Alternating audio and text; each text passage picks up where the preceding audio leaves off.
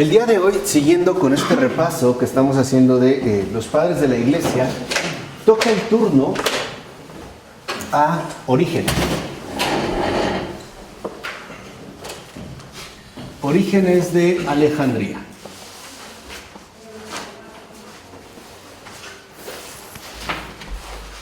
Orígenes de Alejandría es en realidad una de las personalidades más relevantes y más determinantes para todo el desarrollo del pensamiento cristiano. Orígenes es una figura central. De hecho, podríamos hablar, sin temor a equivocarnos, de el gran Orígenes. Y esta figura monumental, tan importante, tan relevante, que ha empezado a ser de nuevo retomada, ¿no? Explorada, para bien finalmente de la Iglesia y de las almas,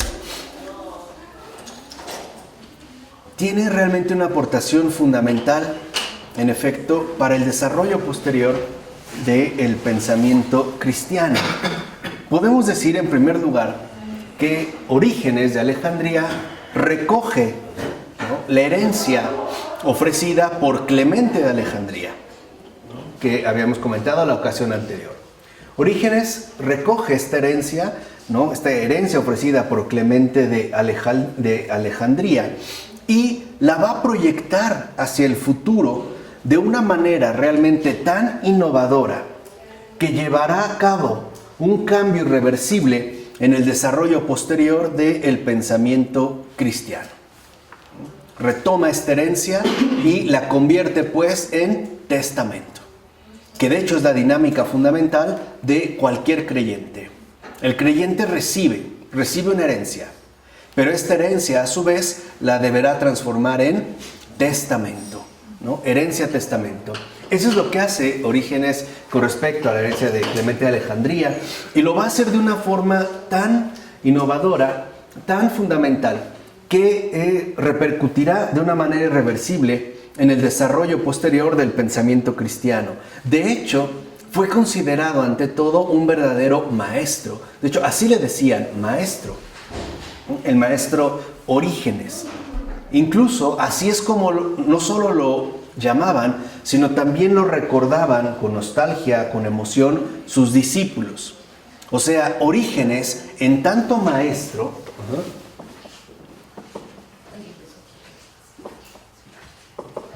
el maestro Orígenes, en tanto maestro, no solo era un brillante teólogo, porque lo es, no era un brillante teólogo, sino un testigo ejemplar de la doctrina que transmitía. Entonces le decían maestro, en primer lugar, por brillante teólogo,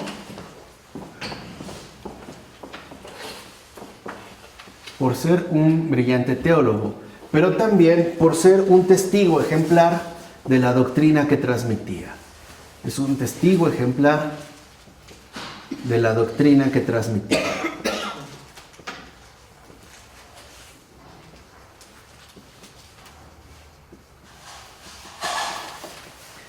Algunos han utilizado sobre todo algún aspecto de la vida de Orígenes para intentar desacreditarlo, en particular aquel que se refiere a la castración. Orígenes, en tanto espíritu ardiente, en su juventud, y al entrar en contacto con el Evangelio y tomárselo literalmente en serio, Orígenes decidió castrarse, siguiendo justamente, ¿no?, las palabras de Jesús de que si tú, por ejemplo, ¿no?, si tu mano es ocasión de pecado, córtatela y aviéntala al mar, ¿no? Más vale que entres, ¿no?, literalmente sin mano al cielo, que te vayas completo al infierno. Y Orígenes lo hizo. Y muchos han utilizado este aspecto de su vida para intentar desacreditarlo, sobre todo como alguien que no logró, digamos, como encontrar un equilibrio importante y se dejó arrebatar por la vía del exceso. Ciertamente fue un exceso. Además, un exceso reconocido por el propio Orígenes ya mayor. Ya siendo anciano, Orígenes, ¿no?, aceptaba la imprudencia que había cometido por haberse tomado al pie de la letra la Escritura, pero que era algo que en definitiva no recomendaba a nadie. No solo la castración, sino el tomarse la escritura en el sentido única y exclusivamente literal, ¿vale? Y van a ver por qué insisto en el ámbito literal. Entonces, como por ejemplo escribe Eusebio de Cesarea, que es un biógrafo entusiasta de Orígenes, dice Eusebio, enseñó que la conducta debe corresponder exactamente a la palabra.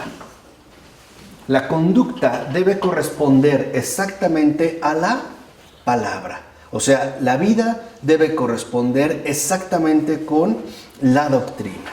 Y sobre todo por esto, con la ayuda de la gracia de Dios, indujo a muchos a imitarlo. En ese sentido es un maestro. Reveló pues la integridad de adhesión a la verdad, como nosotros lo hemos mencionado, y esto permitió que muchos en efecto se acercaran a Orígenes para seguir sus pasos, ¿no? Un indicador pues de caminos. Algo importante en el caso de Orígenes es que prácticamente durante toda su vida anheló el martirio. Si algo anhelaba Orígenes era justamente el martirio. De hecho, cuando tenía 17 años, en el 10º año del emperador Septimio Severo, se desató en Alejandría la persecución contra los cristianos. Clemente, su maestro, abandonó la ciudad y el padre de Orígenes, Leónidas, fue encarcelado. Él tiene 17 años. Su hijo anhelaba, en efecto, el martirio, pero no se le concedió realizar este deseo. Entonces lo que hace Orígenes es que le escribe a su padre y lo exhorta a no desfallecer en el testimonio supremo de la fe. O sea, que no vaya a apostatar, sino que se mantenga firme y fiel. De hecho, el papá de Orígenes fue decapitado. Es un mártir. Y el joven Orígenes, ante todo, sintió que debía seguir el ejemplo de vida de su papá. Entonces, el maestro, brillante teólogo, testigo ejemplar de la doctrina que transmitía, ¿no?, a la manera de herencia testamento, reconoce que su adhesión a Cristo ha sido a través de alguien más. Y al provenir de alguien más, quiere decir que forma parte de esta tradición viva de los discípulos de Cristo. De tal manera que al haber recibido el Evangelio de alguien más, uno también lo va a pasar a otros más. ¿Se entiende? ¿No? Dentro de esta línea. Así, 40 años más tarde, fíjense, ya tendría más o menos unos 57, 58 años, mientras predicaba en Cesarea, declaró: de nada me sirve haber tenido un padre mártir si no tengo una buena conducta y no honro la nobleza de mi estirpe, o sea, de este mártir, o sea, el martirio de mi padre y el testimonio que lo hizo ilustre en Cristo. Entonces, aquí Orígenes nos muestra la importancia de ser verdaderos testigos. Porque el testigo está llamado a ser indicador de camino, luz del mundo, para otras almas.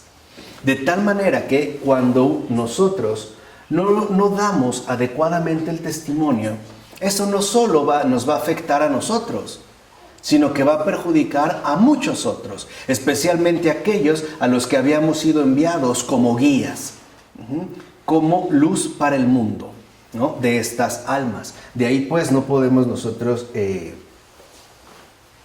pasar por alto la seriedad que involucra el seguimiento de Cristo. Por eso en una homilía sucesiva, Orígenes exclama: si Dios me concediera ser lavado en mi sangre para recibir el segundo bautismo, habiendo aceptado la muerte por Cristo, me alejaría seguro de este mundo. Pero son dichosos los que merecen estas cosas. Entonces, aquí vemos que hay una especie de nostalgia, ¿no?, en Orígenes por no haber recibido el martirio, que de hecho es considerado el segundo bautismo. Mientras que el primero es el bautismo de agua, el martirio será ya el bautismo de sangre. Y al final, este irresistible anhelo de martirio se realizó. al menos en parte. En el año 250, estamos ya en el siglo III, justo mediados del siglo III, en el año 250, ¿no?, durante la persecución de Decio, Orígenes fue arrestado. Y no solo fue arrestado, fue torturado cruelmente. Y a causa de los sufrimientos padecidos durante esta tortura, murió pocos años después. Tenía menos de 70 años. O sea, murió a causa de la tortura recibida.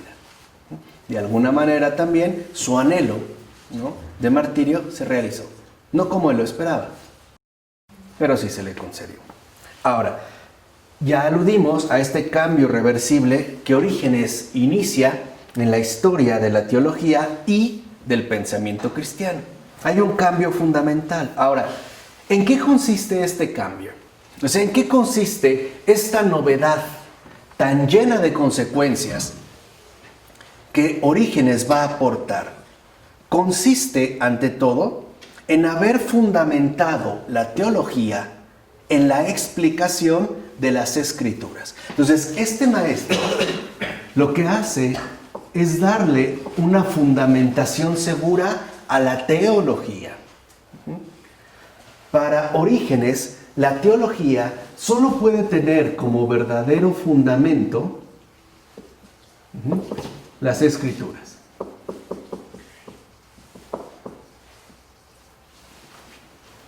Esta es la novedad tan llena de consecuencias de Orígenes.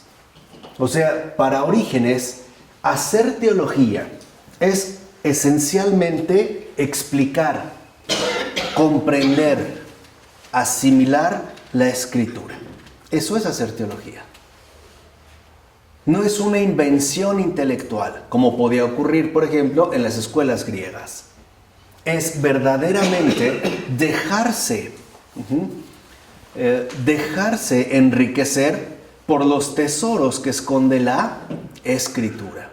Podemos decir que para Orígenes el verdadero teólogo es el que logra una intimidad real con la palabra viva. Esa es la teología. La teología es la palabra viva encarnada en un intelecto. No es una invención o un mero ejercicio intelectual. Es pues, ¿no?, asimilación, explicación, comprensión de la Escritura. Por ello, podemos decir que la característica propia, el rasgo más esencial de Orígenes, consiste en esa incesante invitación a pasar de la letra al espíritu de las Escrituras y así progresar en el conocimiento de Dios. Entonces, esta teología, cuyo fundamento se encuentra en las Escrituras, involucra, por un lado, pasar de la letra al espíritu.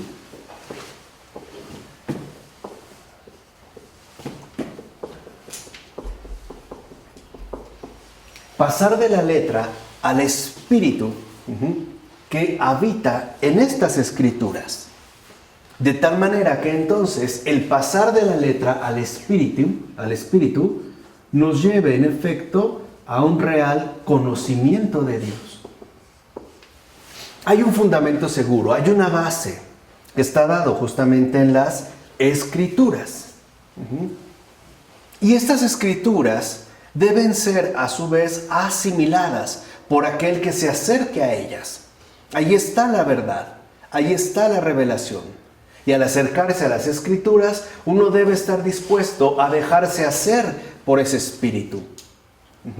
El acceso que tenemos con las Escrituras está en la letra escrita. No obstante, hay que pasar de esta letra escrita al espíritu que habita en ellas, de tal manera que se logre un auténtico conocimiento de Dios. Esa es, digamos, a grandes rasgos, la lección doctrinal de Orígenes. De tal forma, entonces, que Orígenes habla de escritura en acto. Y eso es bellísimo.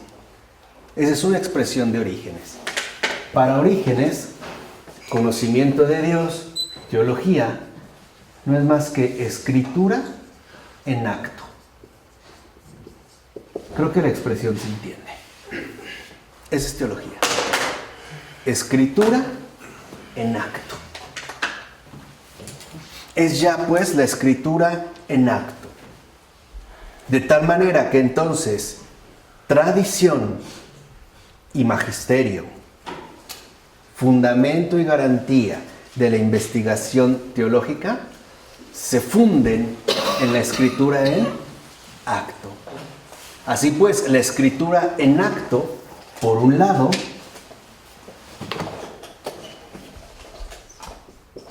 también apela a la tradición. Y por otro lado, también involucra el magisterio. Nada de interpretaciones subjetivamente privadas. Nada de luteranismo. Nada de ello. Por el contrario, la escritura en acto, ¿no?, que nos vincula a su vez con la tradición y en cuya regulación depende en efecto del magisterio. La obra de Orígenes, por lo menos que se tiene noticia, es verdaderamente inmensa. Por ejemplo, San Jerónimo, en su epístola 33, enumera los títulos de 320 libros de Orígenes. 320, más 310 homilías. Recuerden que antiguamente la homilía también se escribía de una manera predicativa y podían adquirir una extensión amplia. Por ejemplo, hay homilías de un San Juan Crisóstomo que quizá leerlas de una manera vocal podían llevarse hasta 2 horas o 1 hora. Ya es un texto breve. Entonces, 320 libros más 310 homilías. Desafortunadamente, la mayoría de estas obras se ha perdido. Casi todo. De hecho, ¿no?, lo poco que queda de ella, aún así, lo convierte en el autor más prolífico de los 3 primeros siglos cristianos. Nadie escribió tanto durante los 3 primeros siglos cristianos como Orígenes. Es literalmente el escritor más prolífico. Además, su radio de interés, ¿no?, su área de investigación es muy amplio. Por ejemplo, va desde la exégesis al dogma, la filosofía, la apologética, la ascética y la mística. En pocas palabras, para Orígenes, esta escritura en acto que dijimos también vincula la tradición y el magisterio, ofrece una visión fundamental y global de la vida cristiana. Así es como debe encajarse la vida cristiana.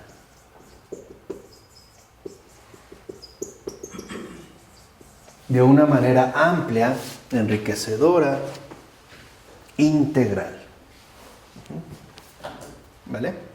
Ahora, Orígenes, aquí lo que podemos ver es que ante todo, y esto es muy, muy importante, si la base real, concreta, material que tenemos para el conocimiento de la verdad es la escritura, entonces una de las cosas que más le van a interesar a Orígenes es leer la Biblia con la finalidad de encontrar el texto más seguro y por lo tanto ofrecer su edición más fidedigna. ¿Esto a qué conduce? Vamos a decirlo así: a la fidelidad a la letra, que también para Orígenes es algo fundamental. De hecho, para Orígenes, lo primario es conocer realmente lo que está escrito. Tratar de buscar la verdadera fidelidad a la letra. Conocer realmente lo que está escrito. Y conocer lo que esta escritura quería decir inicialmente. De hecho, para lograrlo, Orígenes realiza un gran estudio y redacta una edición de la Biblia con 6 columnas paralelas. Fíjense, hace su Biblia pero con 6 columnas. ¿No? Hay 6 columnas paralelas que van de izquierda a derecha. En primer lugar, con el texto hebreo en caracteres hebreos. Porque eso es lo original, ¿no? Ahí está la fidelidad de la escritura. La primera columna, texto en hebreo, ¿no? Usando caracteres hebreos. De hecho, mantuvo buenos contactos con rabinos para comprender el texto original hebraico de la Biblia. O sea, todo el Antiguo Testamento. Todo. Se asesoraba y entender bien el texto original hebraico de la Biblia. Después, este texto hebraico es transliterado en caracteres griegos, que es la lengua de Orígenes, y además en lo que está escrito el Nuevo Testamento. Entonces, primero el hebreo, después la transliteración del hebreo al griego, y a continuación 4 traducciones diferentes en lengua griega que le permitieran comparar las mejores posibilidades de traducción. Está el hebreo, el griego y 4 traducciones diferentes. Eso es tomarse en serio la letra. Por eso se le conocía como los hexapla, o sea, 6 columnas. Lo primero, entonces, es conocer exactamente lo que está escrito, el texto como tal. Entonces, es muy importante que la vida cristiana también se tome muy en serio lo escrito, el texto como tal. No es irrelevante. Tiene un sentido. Y tiene un sentido que, en efecto, hay que tratar de mantener. ¿Vale? Entonces, tiene esta edición. En segundo lugar, ahora Orígenes va a leer sistemáticamente la Biblia en sus célebres comentarios, que recogen los comentarios que el maestro daba de las lecturas de la Biblia durante sus clases, tanto en Alejandría como en Cesarea. Recuerden que antes no hay cuadernos. ¿Cómo se escribía entonces? En primer lugar, todo en memoria. Todo era captado en memoria. Al terminar la exposición, se reunían los discípulos, los alumnos, y utilizaban sobre todo tablillas de cera, ¿no? De cera. Y el stylus, bueno, la punta para escribir. Entonces empezaban a repetir la clase de memoria. Si había alguna laguna, a lo mejor alguien lo podría complementar.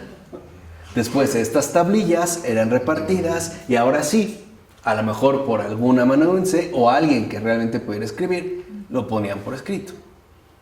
La obra de Aristóteles es así. Todos los textos que se conocen de Aristóteles, por lo menos la gran mayoría de las grandes obras, son comentarios de alumnos de Aristóteles. ¿Y así? No. Él se dedicaba a caminar y hablar y hablar y hablar y hablar y comentar. Y los demás son los que lo hacen. Bueno, esto era algo común. Ahora, ¿qué hace en este caso Orígenes? Va a ir avanzando versículo a versículo de forma minuciosa, amplia, profunda, con notas, ¿no? O añadiendo notas de carácter filológico y doctrinal. En pocas palabras, para Orígenes, la escritura también requiere un esfuerzo por conocer bien, con gran exactitud, lo que querían decir los escritores sagrados. En pocas palabras, antes de interpretación está la escrituración. Permítanme ponerlo de este modo. Antes de una interpretación está la escrituración. Por eso hay que ir, en este caso, a el texto mismo y tratar de captar, entender qué es lo que los autores sagrados quisieron decir. De ahí que para Orígenes, antes incluso de su ordenación presbiteral, se va a dedicar también muchísimo a la predicación de la Biblia. Y allí es donde aparecen sus homilías. Y en estas homilías, sobre todo, Orígenes insiste mucho en recordar las diversas dimensiones de sentido que posee la Sagrada Escritura, para que nos puedan ayudar a a un camino auténtico en el crecimiento de la fe. ¿Vale? Y esto para mí es como muy importante de que hoy quede claro. El primero es el sentido literal. Orígenes va a insistir mucho en estos sentidos. Primero, el sentido literal. O sea, lo que está escrito. Tal y como está escrito. Está el sentido literal. El cual encierra, dirá Orígenes, profundidades que de momento no se perciben. ¿Vale? Entonces, está lo escrito, ¿no? En la escritura de la vida cristiana, que es en un primer momento literal. No se percibe. La segunda dimensión es el sentido moral. Pero nótese que es la misma escritura. ¿Vale? Tiene otro sentido. En el sentido moral, insiste Orígenes, uno descubre lo que se debe hacer para vivir la palabra. Y esto nos lo ofrece la propia escritura, lo escrito. ¿Vale? Lo que se debe hacer para vivir la palabra. Y por último está el sentido espiritual.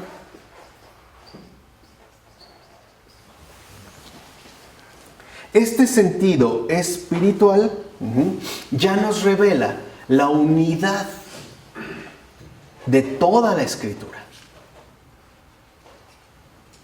la cual, dirá Orígenes, conste que la he estudiado, dijimos, prácticamente toda, versículo a versículo. Dice, la cual en su conjunto, en todo, se desarrolla, ¿no?, hacia Cristo. De hecho, dirá Orígenes, toda la escritura habla de Cristo. Toda. Ya en su sentido verdaderamente, ¿qué? ¿Se acuerdan qué pasó con los discípulos de Emaús? Los discípulos de Emaús han leído la ley y los profetas. Es decir, se han quedado en lo escrito. ¿Han visto lo qué? Lo literal.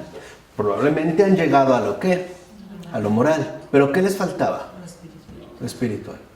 ¿Se acuerdan que también en el Evangelio se dice, y el Señor, ¿no?, les explicó, ¿no?, el sentido de las Escrituras, ¿no?, explicándoles claramente todos aquellos pasajes que se referían abiertamente a Él.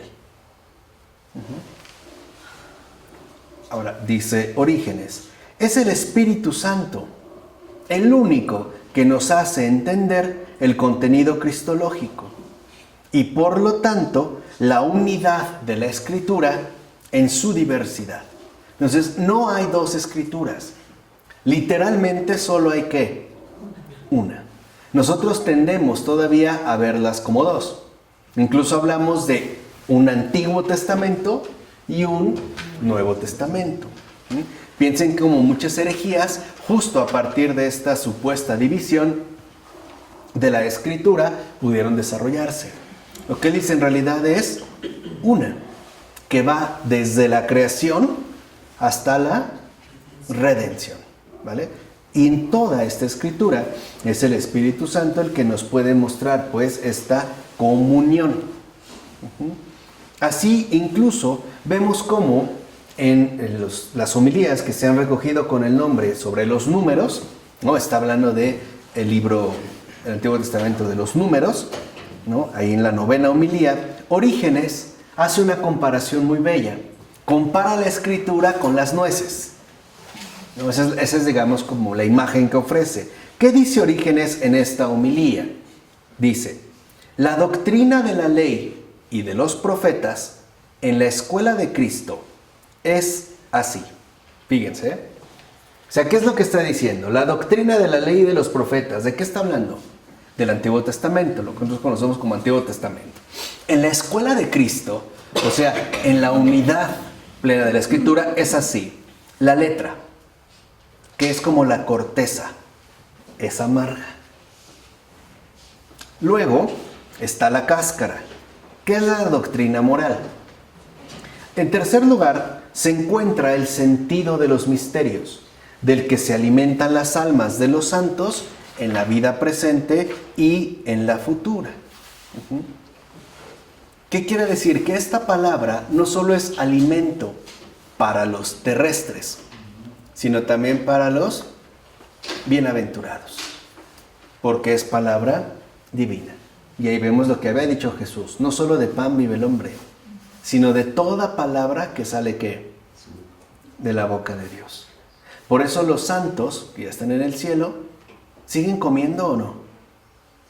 ¿Sí? ¿Hamburguesas?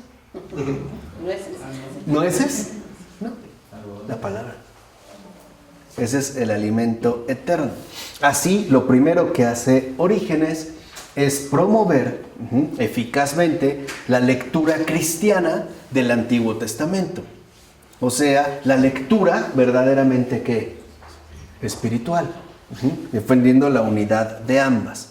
Así, por ejemplo, en esta misma homilía sobre los números, este alejandrino afirma, vean, es muy importante, dice Orígenes: yo no llamo a la ley un Antiguo Testamento si la comprendo en el Espíritu. Si la comprendo en el Espíritu, yo no le llamo a la ley un Antiguo Testamento. La ley es Antiguo Testamento solo para quienes quieren comprenderla carnalmente, es decir, quedándose en la letra del texto. Pero para nosotros, que la comprendemos y la aplicamos en el Espíritu y en el sentido del Evangelio, la ley es siempre nueva. Y los dos testamentos son para nosotros un Nuevo Testamento, no a causa de la fecha temporal, sino por la novedad del sentido. ¿Qué quiere decir? Que la Escritura, lo escrito, en sus tres dimensiones fundamentales, es una permanente novedad. En cambio, dice Orígenes, para el pecador y para quienes no respetan el pacto de la caridad, también los evangelios envejecen. Se vuelven obsoletos, ineficaces, diría Nietzsche, ¿no? Por ejemplo, el que mencionamos. Entonces, ¿qué es lo que está promoviendo, en pocas palabras, Orígenes? Algo que hoy, en efecto, nosotros necesitamos volver a retomar y necesitamos volver a encarnar fielmente: la lectura orante de la Escritura.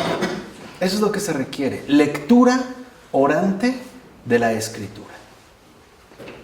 La lectura orante de la Escritura, que además se aúna con el compromiso coherente de la vida. Ambos, lectura orante de la Escritura y el compromiso coherente de la vida. Es lo que permite a la Iglesia que en efecto siempre se renueve y se pueda rejuvenecer. Por eso es que la Iglesia es novedad para hoy. Porque la Iglesia brota como escritura que en acto. No están divididas, no se pueden separar. Aquí vemos lo lejos que estamos, como dijimos, de un Lutero, por ejemplo, ¿no? Por ello, quizá lo que podríamos hacer en esta ocasión es pedirle al gran Orígenes que ruegue por nosotros para que nos sea concedido leer la Escritura de modo orante, para que realmente, ¿no?, podamos alimentarnos del verdadero pan de vida, que también es su palabra. Por eso no es casual que en la propia celebración litúrgica lo primero que hay es la liturgia de la palabra. ¿Cuál es el primer alimento que se nos da? La palabra. Y después vendrá la Eucaristía. Y cuando estemos en el cielo, la palabra. Yo soy el alfa y la omega. Por eso tomémonos en serio la Escritura. No para memorizarla y utilizarla como se nos da la gana, sino como la única escuela de vida eterna. En esta, ¿no? En este modo orante que nos permita, pues, comulgar con la verdad, con la palabra que no pasa, con la palabra que vive y siempre vivirá. ¿De acuerdo? En nombre del Padre, del Hijo y del Espíritu Santo. Amén.